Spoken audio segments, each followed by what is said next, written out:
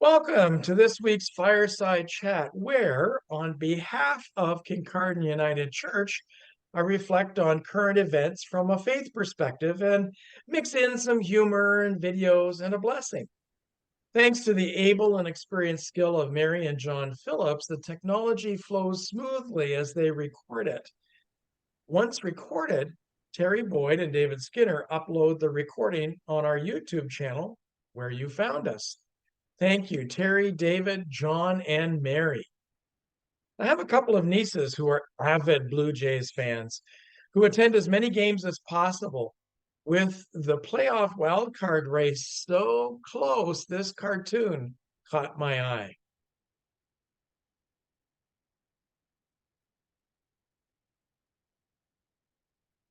Now, instead of the ball field, many people prefer to snuggle up with a good book, whether of high literature or of trashy fun.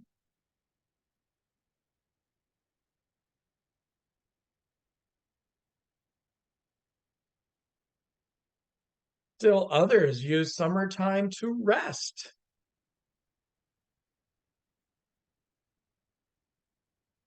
Some like to work on their fitness.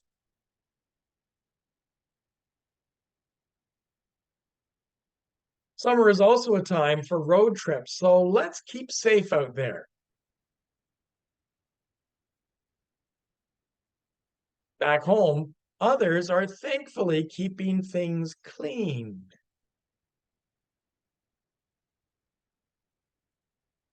Summer is not a time when we like to do housework, though. But it's fun when the kids tickle your funny bone with their artwork.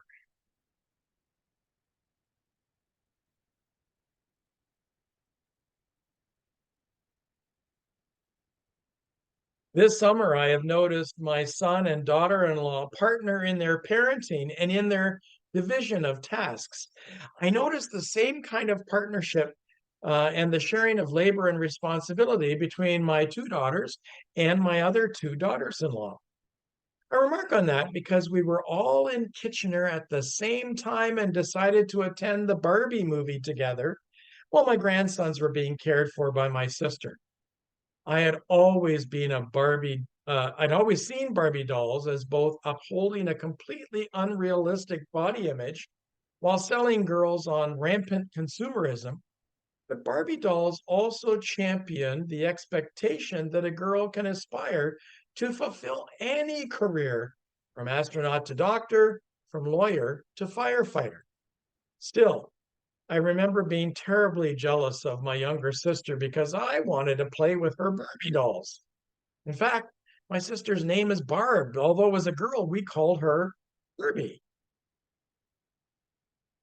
You see, there's a little Barbie in all of us because of the microplastics. Okay, that was a terrible joke. However, the Barbie movie promoted a wonderfully subversive version of Feminism 101, not just through the lead Barbie played by Margot Robbie, but also through the Ken character played by Ryan Gosling. Ken feels he is secondary to Barbie, always seeking her gaze, never completely whole without her approval. Then Ken discovers the concept of patriarchy without, at first, understanding the consequences. Problem isn't men, it's patriarchy. We need to recognize systems of oppression before letting individual offense paralyze us from dismantling them. Because of patriarchy, the world perceives women differently than men. So, let me say to women who are variously labeled as aggressive,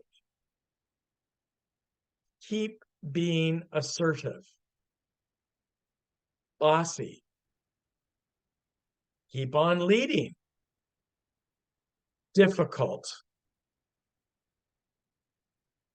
keep telling the truth, too much, keep taking up space, awkward, like the weird Barbie that every child had mistreated to transform the flawless exterior. You awkward ones, Keep asking the hard questions. It's time for everyone to stop expecting women to shrink themselves to make others happy. When I say try to shrink themselves, you may think that I mean that in a figurative sense, and I do, but the message of the Barbie doll's physique can be particularly destructive to positive body image for girls and for teens. That destructive message to girls that they exist to aesthetically please others is amplified exponentially by social media. Consider that reality through this powerful Dove commercial.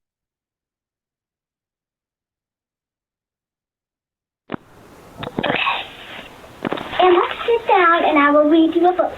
You are so beautiful to me. Good job, Mary. You are so beautiful. Hello, for Mary and Addie's comedy show. To me. Can't you see, dear Mary, everything I hoped for? You're everything I need. You are so beautiful to me. You are so beautiful. You want a small waist this summer when your favorite product is here. Alright, that's it. To me, can't you see?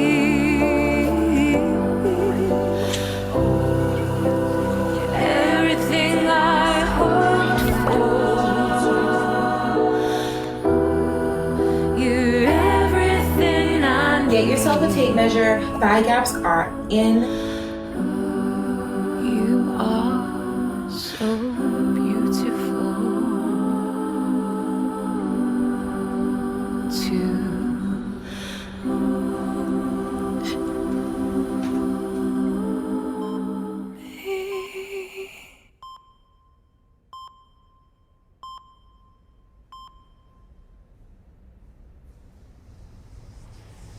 You are so beautiful to me. Can't you see? You're everything I hope for, everything I need. You are so beautiful to me. Can't you see?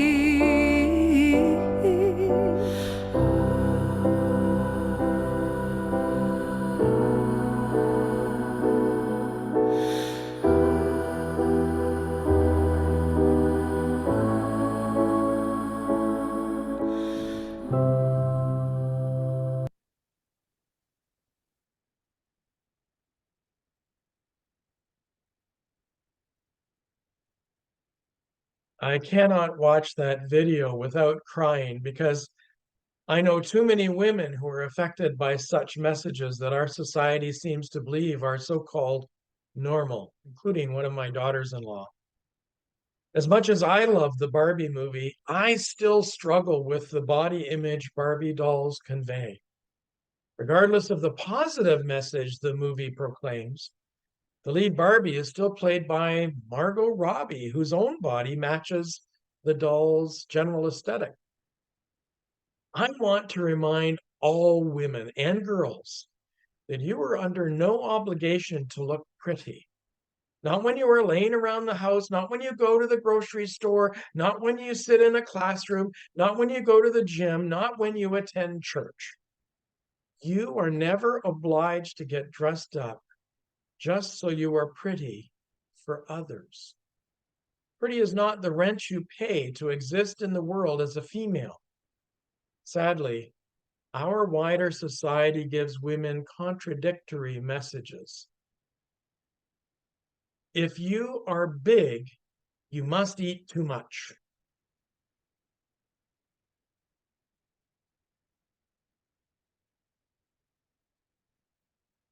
If you lose weight, you're sick.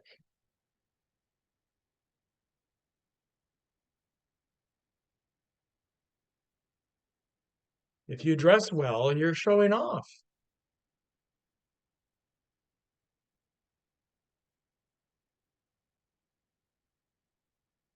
If you dress simply, you're poor.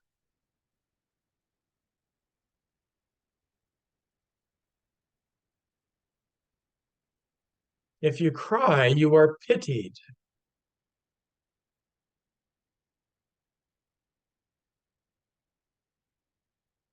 If you speak your mind, you are arrogant.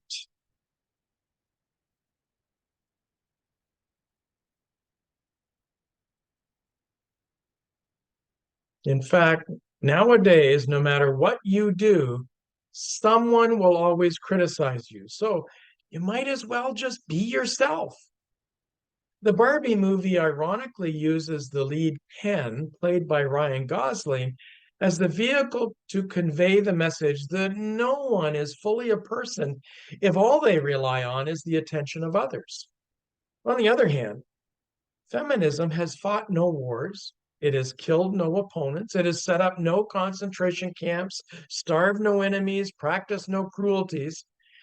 Its battles have been for education, for the vote, for better working conditions, for safety on the streets, for childcare, for social welfare, for rape crisis centers, for women's shelters, for reforms in law. If someone says, "Oh, I'm not a feminist," I would ask them, why not? For example, we extol the virtue of mothers even as we ignore the contributions of women who are not mothers. Society started referring to moms as superheroes because it was easier to sit back and let them do everything while making it seem like a compliment rather than taking things off mothers' plates or actually stepping up and working in partnership with mothers. That's why I so admire how my children parent through equitable partnership. Women don't need to be saved. They need to be cherished and appreciated for who they actually are, people who deserve a partner. Just because she carries it well doesn't mean it isn't heavy. Throughout life, I have noticed there are a rare breed of people out in this world who give it their all. They always put themselves last when it comes to the ones they care about. Sadly, they rarely receive the same compassion and effort in return, yet still they continue to give their warm heart away freely each day. They are considered givers because their hearts are bigger than their wounds, the wounds they have endured in their past. They travel through life hoping that maybe one day their efforts will be returned and reciprocated. However, if you are someone who continues to give your tenderness to the people that you care about, but they don't reciprocate, it's time to know your own worth and to know that you have limits. When others take without giving, they will always drain you of the love you share. Let me use a couple examples.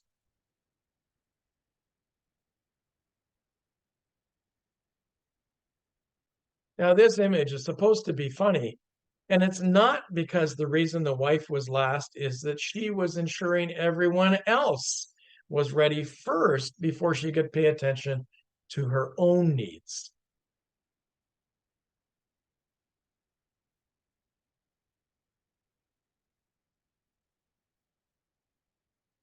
Notice in this droll cartoon, the husband never sits down with her to discuss how to evolve into a true partnership because of his retirement reality. A man who fears being seen as feminine is a man who fears being treated the way he treats women. To the woman who is slowly fading away, to the woman who has lost her spark, to the woman whose get up and go has well and truly gone, it is time to remind us all that you don't have to be everything to everyone every day. You didn't sign up for that, regardless of what society seems to say. Remember when you used to laugh? Remember when you used to sing? Remember when you used to throw caution to the wind? Remember when you used to forgive yourself more quickly for not always being perfect? You can get that back again. And it doesn't have to mean letting people down or walking away. It just means being kinder to you, being brave enough to say no sometimes. It means to stop sometimes and rest. It starts the moment that you're not quite who you want to be. Some of that is good. Some of it is not. There are parts of you that need to be brought back. If anyone in your life isn't okay with that, they're not your people. I know that this reflection started with the Barbie movie, but everything I have been saying applies to our walk of faith in equal measure. Patriarchy is probably more prevalent in a religion than in any other sphere of our lives. For example, if you cannot use she when speaking of God, then you can't perceive the image of God in women. In fact, the first people to whom Jesus revealed his resurrection were women. Without women preachers, we would have no knowledge of the resurrection, we are told by German theologian Jürgen Moltmann. In rebuttal, some might point to the Gospels when determining who was pivotal in spreading the good news.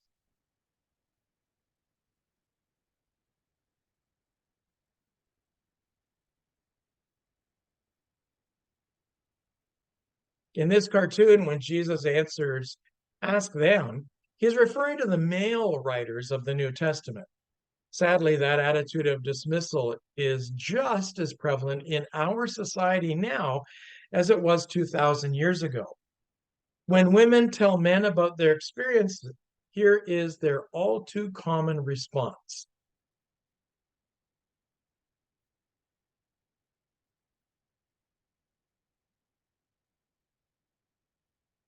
However, the male writers of the New Testament couldn't expunge every reference to women who were pivotal to sharing the good news. There was Anne, who was a prophet that you'd hear about in Luke 2:36, not to mention the four daughters of Philip, who also prophesied, and you find that in Acts chapter 21, verse 9. There is also Phoebe, who was a deacon, found in Romans 16:1, as well as Junia, who was described as an outstanding disciple in Romans 16:7. I would add Priscilla, who the Apostle Paul names as his co-worker in Acts 18. Indeed, Priscilla was the head of the household since she is named before her husband, which was never the practice in those days. Finally, there was Mary Magdalene. Now, tradition has it that Mary was a prostitute, but the actual scripture passage only names her as the woman out of whom Jesus cast 7 demons. The tradition arose for one specific reason. For those who prefer a church with exclusively male hierarchy, it is easier to deal with Mary Magdalene as a repentant sinner than as an apostolic woman who had a voice and used it. This was written by Roman Catholic nun, teacher, feminist theologian, and member of the Jesuits, Elizabeth Johnson. In many ways, it's time to clean house within the church, turning away from plastic assumptions about women. Consider this video I'm going to share with you. I've been avidly following the Women's World Cup of Soccer hosted in Australia and in New Zealand. I coached soccer for 37 years, and I am constantly amazed at the talent, the skill, the dedication, and the competition these women demonstrated. Enjoy this video. in light of the Spanish team capturing the gold medal.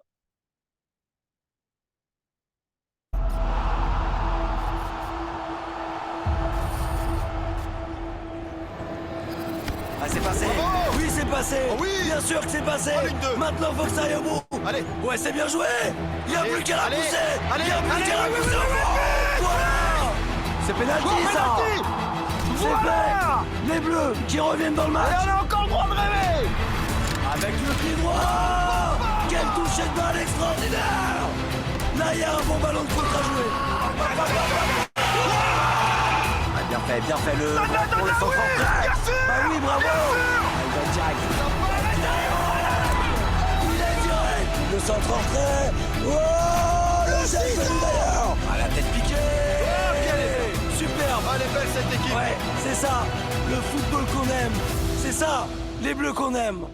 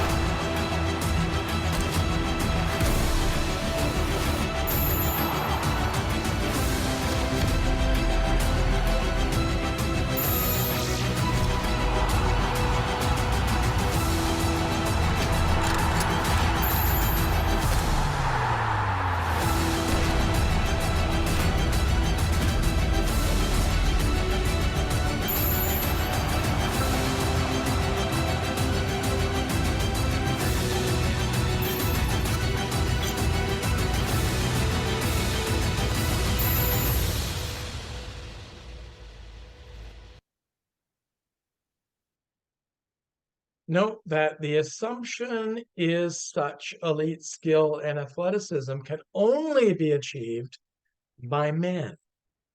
Watching the Women's World Cup this year has proven that perception wrong over and over and over again. When we discard patriarchal assumptions, when we learn to treat one another equitably, regardless of gender, that is when the reign of God is alive and well among us in the here and now. As women have known for eons, the circles of women around us weave invisible nets of love that carry us when we're weak and sing with us when we are strong. I pray that those circle of women will continue to teach me and all of us as we seek equity for all. Let me share a blessing with you from the Philaleld commune in their daily book of prayer. It's a Celtic community. Calm us, O Lord, as you have stilled the storm. Still us, O Lord, keep me from harm. Let all the tumult within me cease. Enfold me, Lord, by your grace-filled peace. Until the next Fireside chat on September the 5th, I bid you farewell.